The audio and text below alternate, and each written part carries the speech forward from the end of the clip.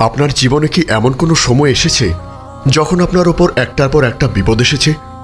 যখন আপনার কোনো প্রিয় মানুষ আপনাকে ছেড়ে চলে গেছে, আপনার স্বপ্ন ভেঙে গেছে, অথবা আপনি চাকরি হারিয়েছেন?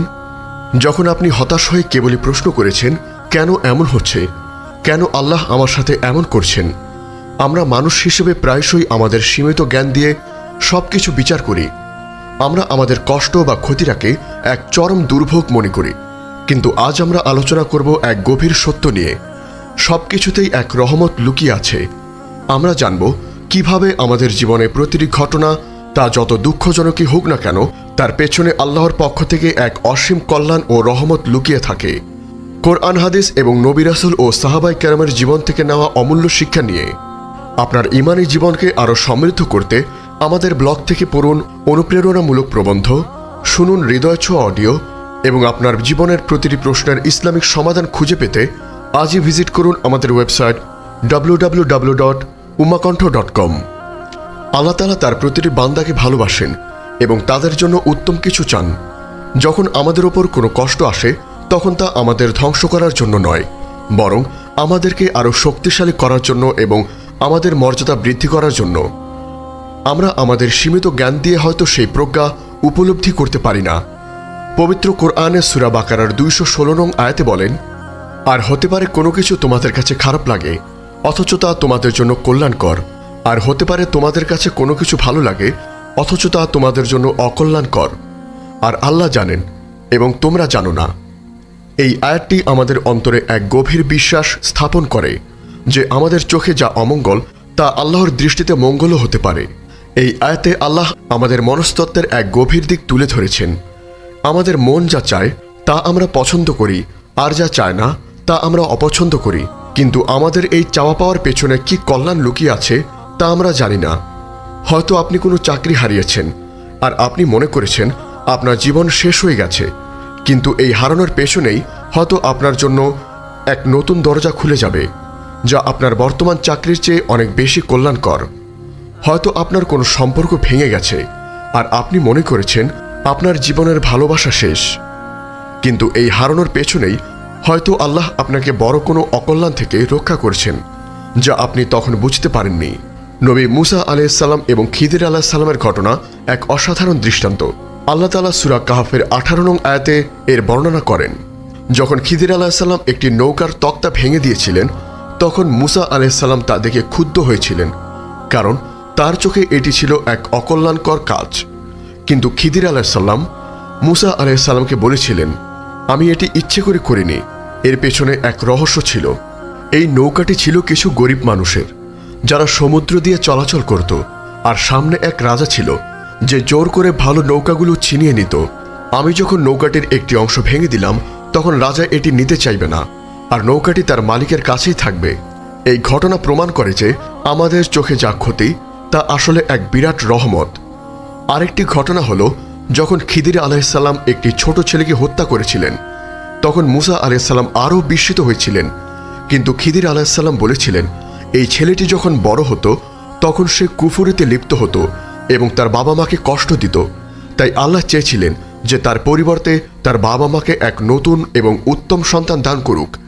এই ঘটনা আমাদের শেখায় যে আমাদের জীবনের প্রতিটি ঘটনা আল্লাহর পুনর্নির্ধারিত এবং এর পেছনে এক গভীর প্রজ্ঞা লুকিয়ে আছে, যা আমরা আমাদের সীমিত জ্ঞান দিয়ে উপলব্ধি করতে পারি না।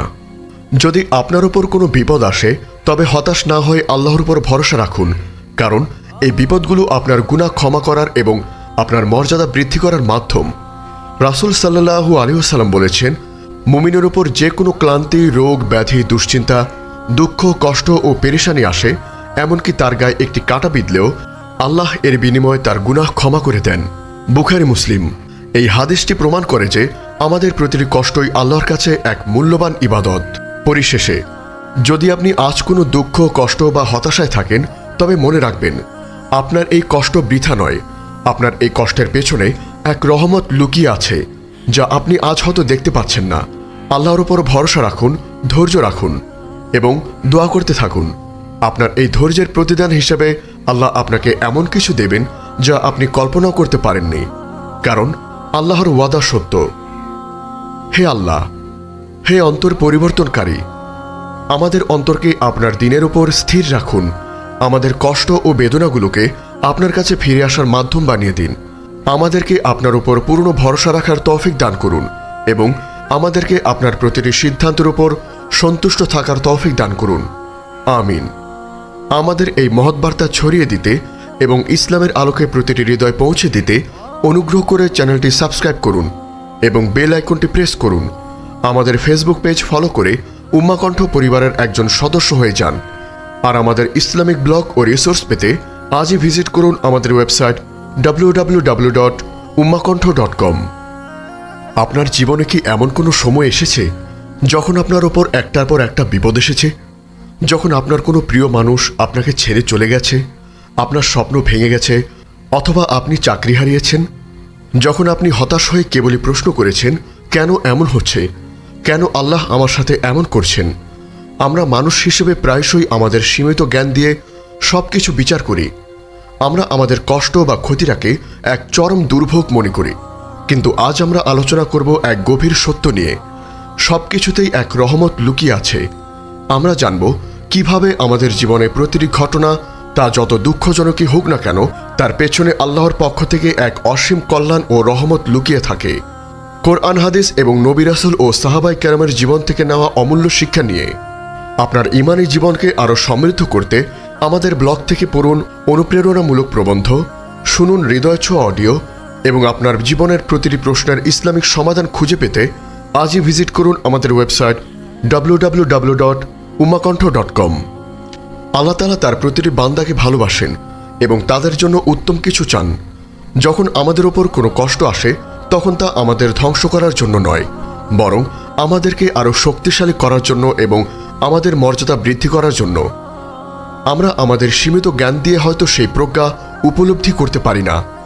পবিত্র কোরআনে সূরা বাকারার 216 নং আয়াতে বলেন, আর হতে পারে কোনো কিছু তোমাদের কাছে খারাপ লাগে অথচ তা তোমাদের জন্য কল্যাণকর, আর হতে পারে তোমাদের কাছে কোনো কিছু ভালো লাগে অথচ তা তোমাদের জন্য অকল্যাণকর, আর আল্লাহ জানেন এবং তোমরা জানো না। এই আয়াতটি আমাদের অন্তরে এক গভীর বিশ্বাস স্থাপন করে যে আমাদের চোখে যা অমঙ্গল তা আল্লাহর দৃষ্টিতে মঙ্গলও হতে পারে। এই আয়াতে আল্লাহ আমাদের মনস্তত্ত্বের এক গভীর দিক তুলে ধরেছেন।